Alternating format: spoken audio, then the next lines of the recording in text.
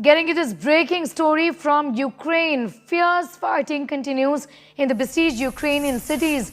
Russian forces fired cruise missiles at Odessa on Saturday and bombarded a besieged steel mill in Mariupol.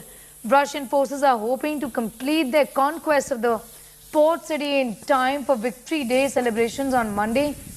Ukraine announced that all women, children and older adults have been evacuated from the factory.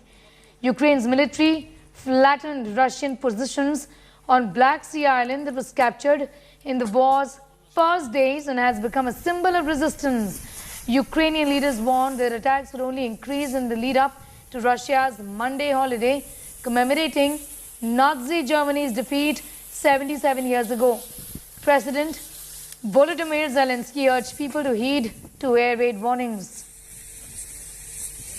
Abhishek Balla is getting us the very latest. Abhishek, we can only expect these invasions, in fact, in terms of these attacks, to intensify in days as to come, as Russia has clearly spelled out. But the concern is around evacuation of civilians there, isn't it?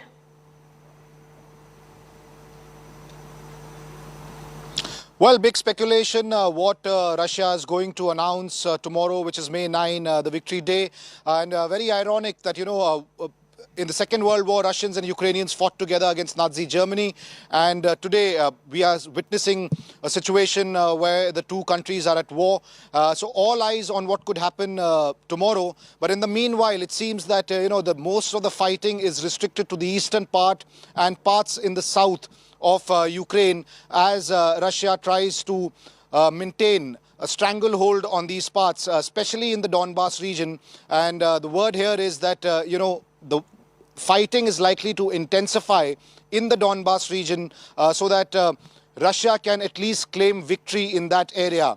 As far as the all-important city of Mariupol is concerned, which is part of Donbas and gives connectivity to the south as well, that's where a fierce battle has been on at the Azovstal steel plant, where there were a lot of Ukrainians who were there, and they have been evacuated. So if civilians have been evacuated from there, one can expect a fierce battle to be fought, because that's the last place where the Ukrainian forces are occupying in that city. So it remains to be seen what happens over the next 24-48 hours, especially in Mariupol. Yes, crucial. Abhishek is getting us all of those details from the capital city of Kyiv, where Russia's relentless campaign continues, though the Ukrainians have stood tall, not just in Kyiv, different other cities as well. Abhishek, give us an overview of the situation.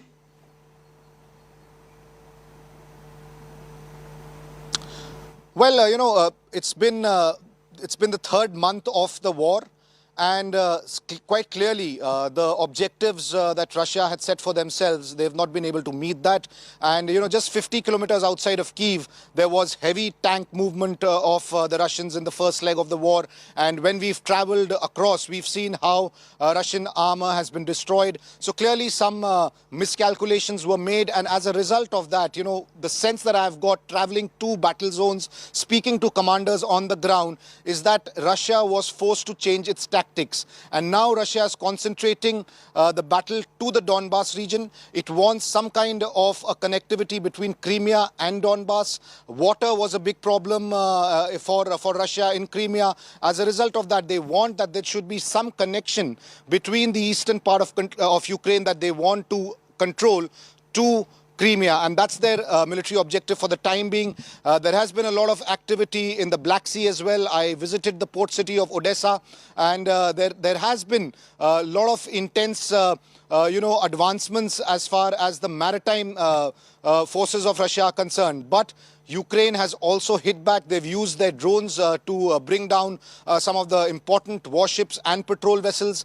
So it's the Black Sea, control of the Black Sea, parts of South and the East. That's where the battle is restricted to. And in days to come, it might be these areas that Russia would like to take complete control of. But till the Ukrainian forces are fighting on and giving a fight and responding to the aggression, this battle is likely to continue for a very, very long time. And there is also a change in the Ukrainian side as far as their tactics are concerned. Till now, there was a defense posture, but with new heavy weapon systems, Ukrainian forces have also using the offensive posture, at least in some of the pockets, to push back the Russians. Abhishek Bhalla, I'm thanking you for the moment. We'll of course keep coming back to you for more on that important story that is developing.